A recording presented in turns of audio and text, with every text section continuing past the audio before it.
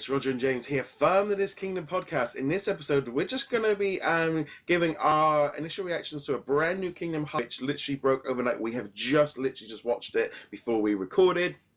There was a big event in the US this is about Kingdom Hearts, the mobile game, and some big changes coming to that. But there was a little weren't expecting. There's been a lot of talk about it being Kingdom Hearts Union, the mobile game. But we got this new trailer, which was show kind of style mini games where you sort of got Sora running through. There looked to be 3 different ones, like one with Mickey jumping somewhere, another one kind of with Donald and bits and pieces, and then like a giant land one. There's chickens and eggs and gorilla things. Look kind of nice, actually. Yeah, first off, it actually looked beautiful. It actually looks very impressive, the way the artwork, and it looks retro, but also looks very clean and just very nice. Mini games, because mini games can sometimes be very frustrating. I'll be honest. I used to play Game & Watch. I used to play these kind of games back in the 80s, especially like just before the Game Boy and stuff hit. And I had a number of different ones like this. I had a few of the Nintendo ones, my cousins did. So I did grow up on these things, and they're awful. They were awful back then. They weren't much fun. You used to get frustrated, and it was literally just the characters barely moved. So I'm going to be interested to see where this goes, but I'm not really holding out a lot of hope because I hated them the first time around.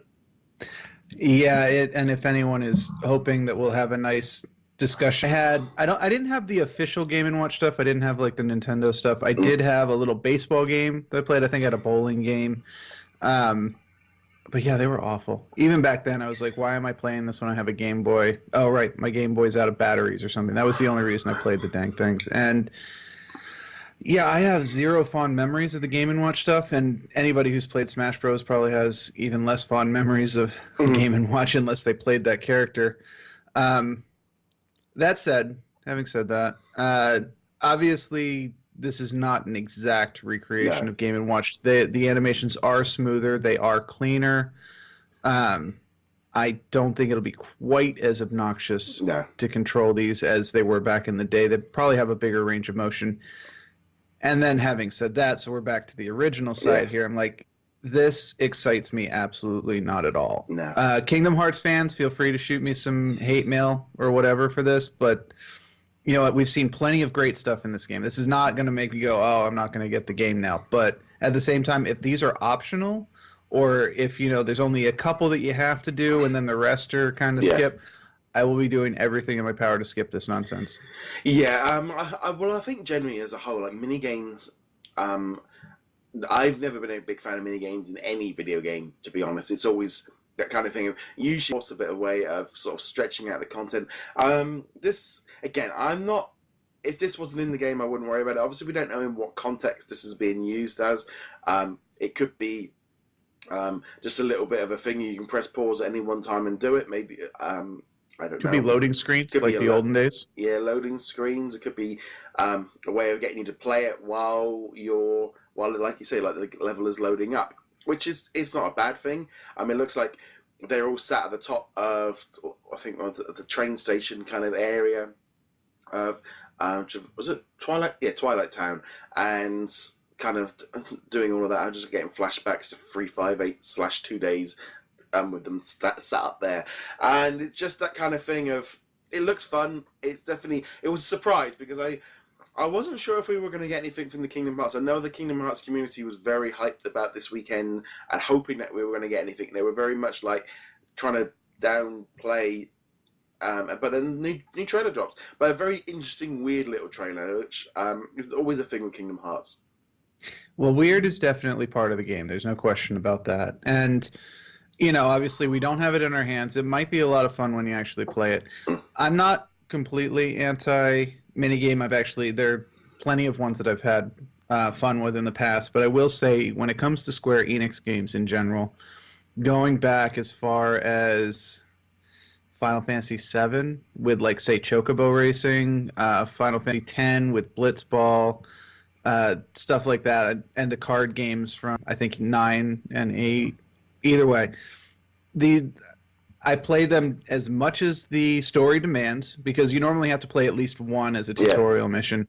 and then I never touched them again. Never. Blitzball is one of the most boring sports games I've ever played, ever. And I don't see the appeal of that. They're probably going to attach this. This is how you unlock the ultimate Keyblade or something like that. Yeah. And I'm just like, probably just struggle through it. But it's such a weird reveal. I mean, it's not a new world. It's not new characters. It's not, heck, other than Sora and Mickey and Minnie and Donald, there's very little of the characters we already know about. So if people were hoping for something major this past weekend from Kingdom Hearts, I can't imagine most people were satisfied with this. Yeah. It's a bit of an odd one. I think it felt real left field.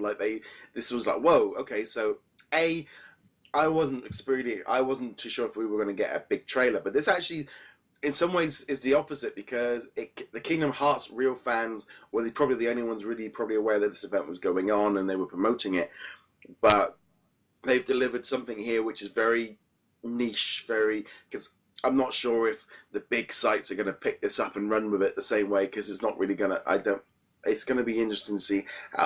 Just a nice little push at this time of the year.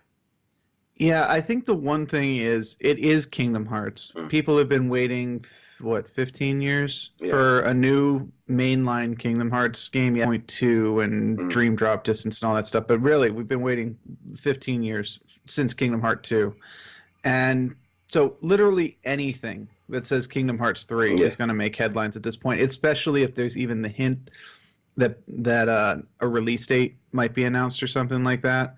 But yeah, this doesn't stack up next to the Monsters Incorporated reveal, the Toy Story reveal. Heck, even going back 2.5 years ago to Big Hero 6 at D23 2015. It's like I said, this is not exactly going to make people go, oh, I'm not going to touch. Especially people who haven't been following Kingdom Hearts that closely. It's going to be kind of like, well, what the heck is this? Yeah. So it's going to be odd. I would love to know your thoughts on this trailer and on this new one. Love to know your thoughts in the comments below, or get in touch with us on social media. Check us out over at DisKingdom.com. You can subscribe, follow, etc. on whichever platform you're watching or listening on. James, where can they find you? I mean, heroiclegacy.com. All right, guys. Thank you very much for joining us. We'll be back soon. Laters.